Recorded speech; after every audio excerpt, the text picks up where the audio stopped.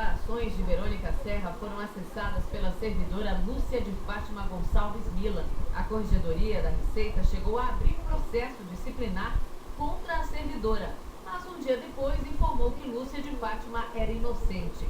A funcionária apenas recebeu este papel, um suposto pedido de cópia das declarações do Imposto de Renda de Verônica Serra de 2007 a 2009. Mas a assinatura de Verônica e o reconhecimento em cartório são falsificações. Em nota, o cartório diz: Verônica Serra nem possui cartão de assinatura no local. As provas da fraude seriam o sobrenome do tabelião errado, marcas holográficas que não conferem e a assinatura da escrevente falsificada. Quem assina o documento falsificado apresentando-se como procurador de Verônica Serra é o contador Antônio Carlos Atela Ferreira. Atela falou ao jornal O Globo em conversa gravada por telefone e publicada na internet. Ele afirmou que fez um serviço terceirizado. Disse que não sabe de quem foi a encomenda que, segundo ele, serviu para alguém que queria prejudicar Serra. Atela disse também que retirou as declarações do Imposto de Renda de Verônica Serra na Delegacia da Receita Federal, em Santo André. O secretário da Receita, Otacílio Cartacho, tentou justificar a liberação de informações sigilosas.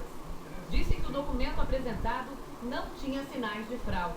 O presidente do PSDB pediu a demissão do secretário da Receita Federal. Os advogados do candidato José Serra pediram ao TSE, o Tribunal Superior Eleitoral, uma investigação jurídico-eleitoral sobre a quebra de sigilos. Que aí excluía a hipótese de crime com motivação política, com interesse eleitoral. Não há como excluir essa hipótese. As evidências, os indícios, as aparências, a lógica, tudo nos orienta a acreditar que há interesse político. Eles criam um factoide, tentam inventar um falso escândalo para depois recorrer ao tapetão. E nós somos os principais interessados em que esse assunto seja devidamente apurado até antes da eleição. Exatamente para evitar que ele continue sendo repercutido pela oposição como uma falsa denúncia. O presidente Lula disse que confia na seriedade da Receita Federal.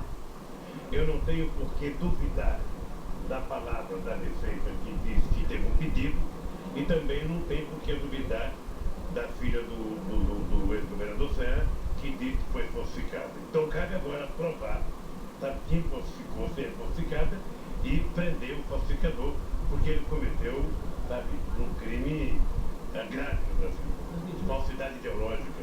Os candidatos do PSDB e do PV à presidência comentaram o assunto.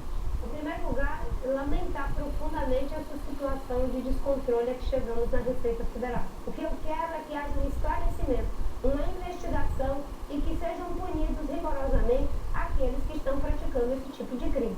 E o silêncio do Ministério da Fazenda, que é mais do que um incômodo, já gera uma omissão. A candidatura da Dilma está querendo fazer comigo a mesma coisa que o Collor fez com o Lula em 1989, no meio da eleição, atacando o Lula em relação à filha, é o mesmo que se procura fazer agora. Ou seja, colocar minha filha, que não tem nada a ver com isso, no centro de um jogo sujo, fraudulento. No início da noite em São Paulo, em entrevista ao SBT, a candidata do PT, Dilma Rousseff, disse que estranha as acusações porque o vazamento foi em setembro de 2009, quando a candidatura dela nem existia. Dilma Rousseff disse que a Receita e a Polícia Federal devem investigar e punir os responsáveis. A candidata disse ainda que não entende as razões que levaram Serra a fazer acusações, segundo ela, levianas e sem provas. Verônica Serra não quis gravar a entrevista, mas confirmou que não partiu dela o pedido de cópia do imposto de renda.